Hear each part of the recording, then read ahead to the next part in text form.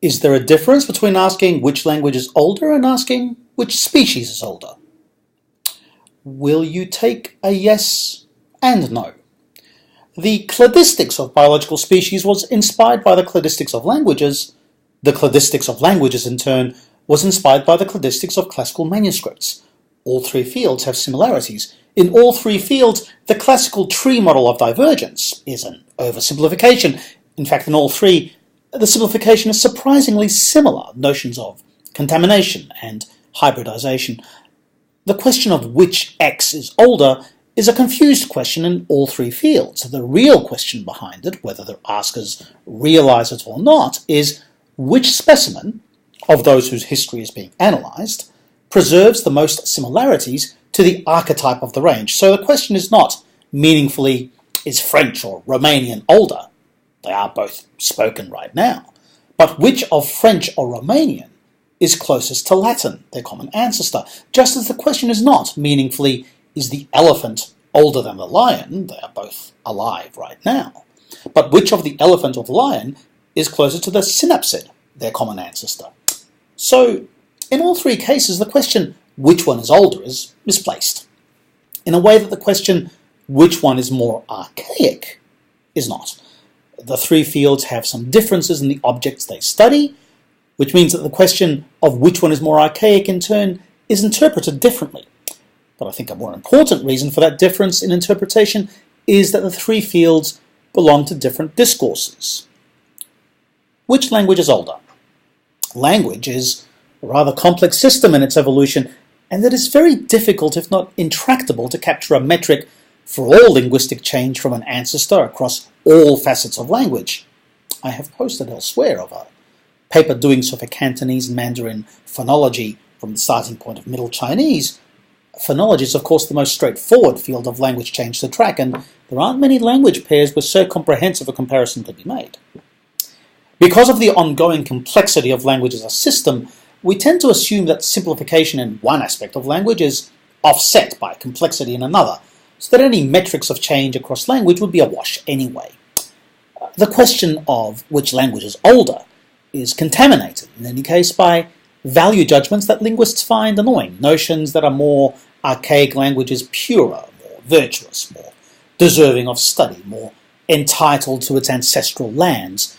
Because we are comparing contemporary language with contemporary language, because no language has remained unchanged, and because language is separate from ethnicity, territorial continuity, and tribalist virtue, the notion of oldest is deeply misleading. Which species is older? I'm not great in biology, but from what I know, things are the same over there, minus the value judgments. People aren't particularly interested in knowing that the monotreme or the elephant is older as a species than the lion, because the value judgments aren't there, and people recognize the limits of archaism for what they are. Unlike linguistics and any biologist fancies Chomsky has had in 1960 or 2010, biology now has a much more straightforward metric of genetic distance through DNA mutations. It's a metric that has caused some upheaval in biological taxonomy, so the question of which species is closer to the archetype can in fact be answered with a number. And it's not that useful a number, even when extended to human lineages. One might argue, especially when extended to human lineages.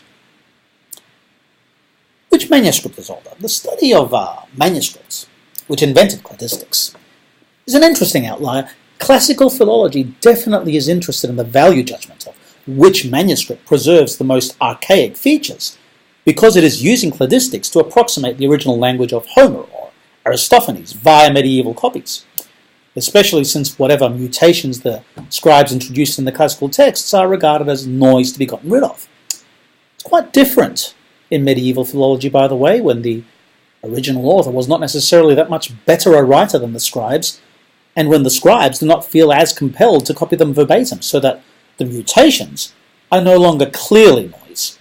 Medieval philologists, in fact, aren't anywhere near as concerned to reconstruct an original text out of the scribe's handiwork, because they recognize it likely isn't feasible or worth it. Unlike linguistics or biology. The specimens being compared in philology are chronologically different. We don't compare Yiddish to Old German or pterodactyls to pigeons, but we do compare 11th century and 16th century manuscripts.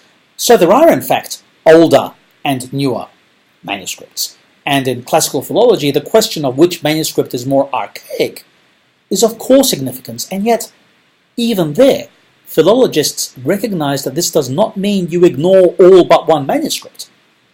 You certainly don't assume that the chronologically oldest manuscript is the most archaic one. Change is random, intervals of copying are random, and fidelity of copying is random. A chronologically older manuscript can contain more errors in transmission than a newer one. Hence the dictum recentiores non deteriores. Just because it's newer doesn't mean it's worse. Moreover, again because all manuscripts can contain errors, philologists will not assume that the more archaic manuscripts, as determined by reconstructing their family tree, will preserve the original reading in every instance, and classical philologists preserve the right to make a judgment call, a selectio, of which reading is the authentic one in different places. In fact, it's medieval philologists, not classical philologists, who care more about which specific manuscript is archaic, because they're not trying to reconstruct a family tree anymore and make a value judgment on authenticity passage by passage. They do tend to just pick the one manuscript that looks the least stupid and the most plausibly archaic overall and publish that as the Codex Optimus.